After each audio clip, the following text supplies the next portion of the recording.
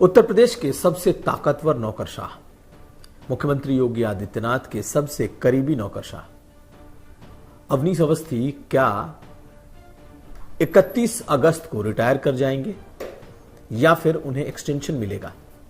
कई चर्चाएं इस वक्त गर्म हैं। हम आपको बताएंगे कि अवनीश अवस्थी का क्या होने जा रहा है।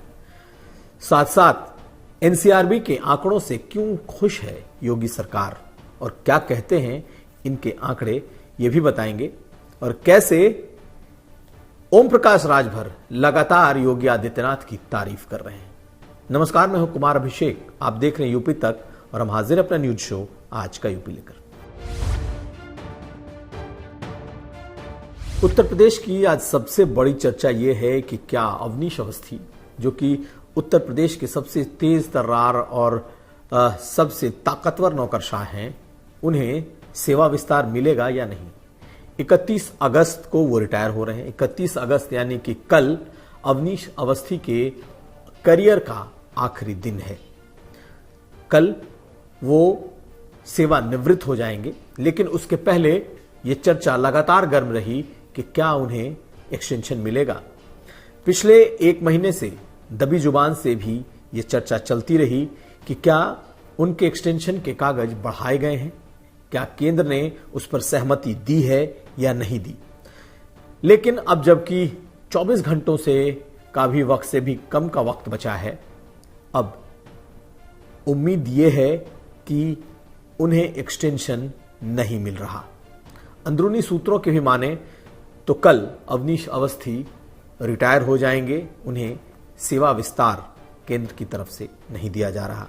लेकिन आखिर क्यों योगी आदित्यनाथ के सबसे खासम खास, सबसे ताकतवर और पिछले 5-6 सालों में जिसने सबसे ज्यादा सुर्खियां बटोरी हैं, सबसे ज्यादा जिसने कह सकते हैं काम किया है, चाहे वो लॉ एंड ऑर्डर हो, चाहे वो बिजली का क्षेत्र हो, हर महकमे में, यहां तक कि सूचना हो, इमेज बिल्डिंग हो, ऐसे अधिकारी को जो कि योगी आदित्यनाथ के इतने करीबी रहे, आखिर उन्हें सेवा विस्तार क्यों नहीं मिला। इस पर कई तरह की चर्चाएं चल रही हैं, लेकिन एक बात अब शीशे की तरह धीरे धीरे साफ हो रही है कि अब उन्हें शायद सेवा विस्तार नहीं मिल पाएगा।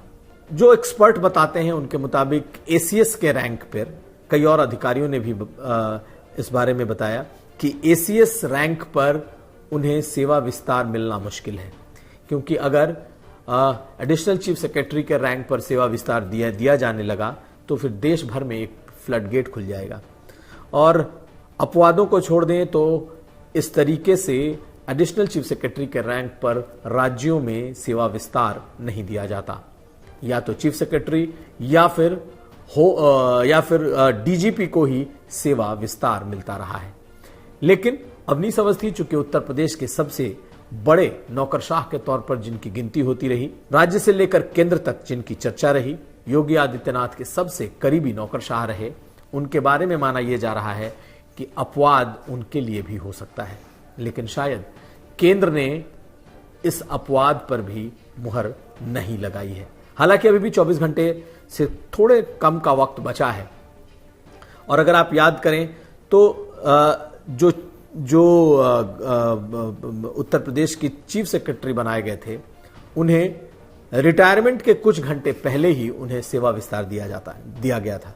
ऐसी स्थिति में होने को कुछ भी हो सकता है, लेकिन जो करीबी सूत्र हैं, चाहे वो अवनीश अवस्थी के हों या फिर जो पावर कॉरिडोर्स है, उसके बीच अब ये लगभग साफ हो गया है कि अवनीश अवस्थी 31 अगस्त को यानी कि कल बुधवार शाम रिटायर कर जाएंगे।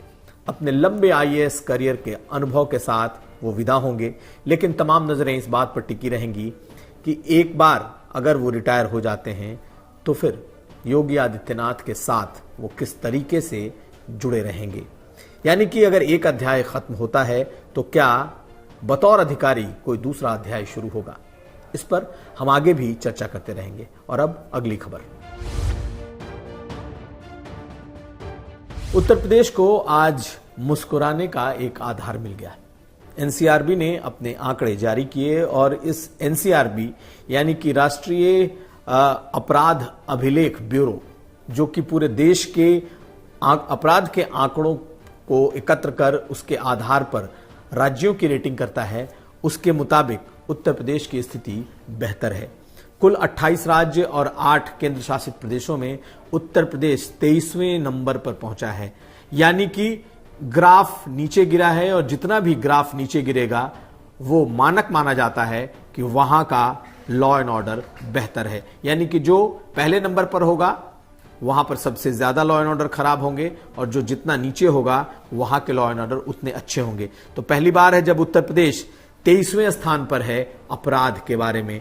इसलिए सरकार को इस मुद्दे पर पीठ थपथपाने के लिए काफी एमिनेशन मिला है। अगर हम देखें तो हत्या के मामलों में 24वें स्थान पर है उत्तर प्रदेश।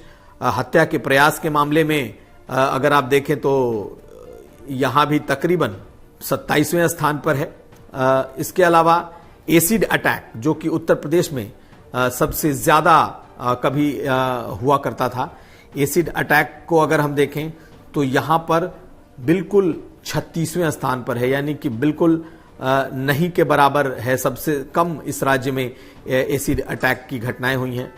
जो फिरौती की घटनाएं जिसमें फिरौती के लिए जो अपहरण होता है उसमें भी उत्तर प्रदेश 36वें स्थान पर है।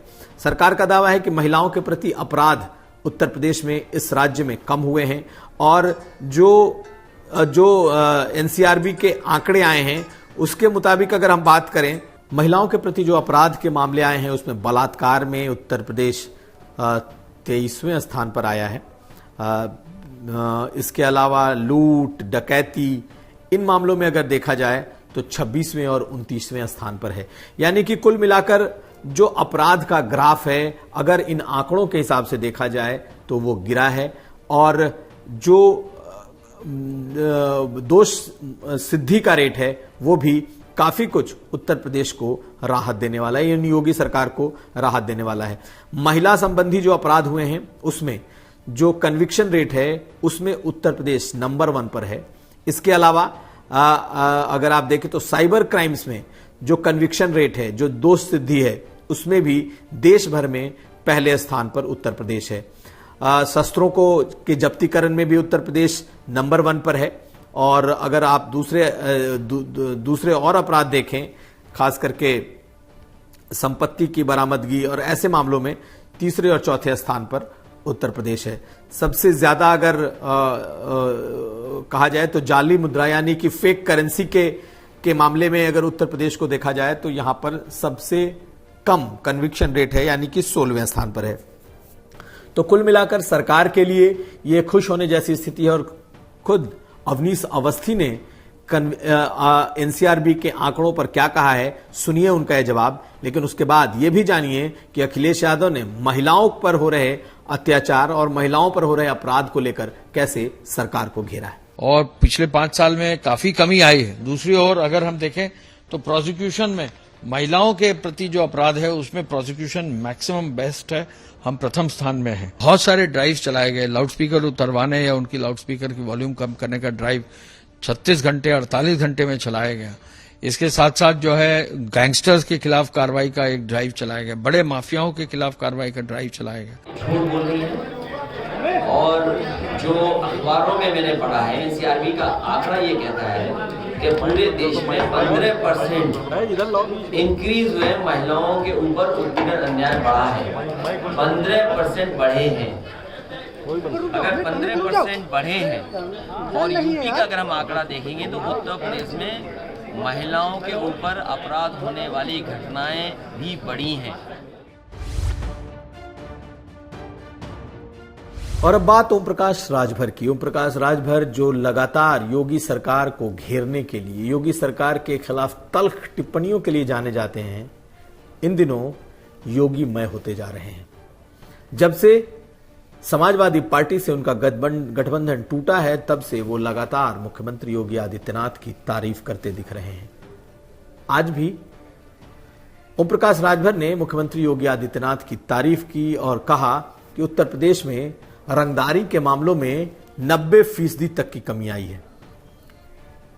प्रदेश में जो व्यापारी हैं वो रंगदारी टैक्स से उन्हें राहत मिली है और यह सब कुछ योगी राज में हो रहा है। सुनिए क्या कह रहे हैं ओम प्रकाश राजभर। देखिए, एक चीज तो हुआ है, जो रंगदारी टैक्स लोग बहुत तेज मांगते थे। मैं आजमगढ़ चुनाव में था, बाई इलेक्शन में मैंने महसूस किया कि मैं व्यापारी वर्ग में वोट मांगने के लिए बैठक शुरू किया। 7 बैठक किया, 7 बैठक में एक ही बात आई कि हम लोग दुखी हैं सरकार से, लेकिन जाएं कहाँ। एक राहत हम लोगों को मिली है कि मोटरसाइकिल से लोग आते थे, दिन भर हम कमाते थे और मांग लेते थे, नहीं देते थे तो ले चार झापड़। इससे हम लोगों को छुट्टी मिली है, सहूलियत मिली है। तो पूरे प्रदेश में रंगदारी टैक्स मांगने की जो प्रथा रही है उसमें 90% गिरावट आई है, उसको रुका है। तो ये था आज का यूपी। हम कल फिर हाजिर होंगे, तब तक आप देखते रहिए यूपी तक।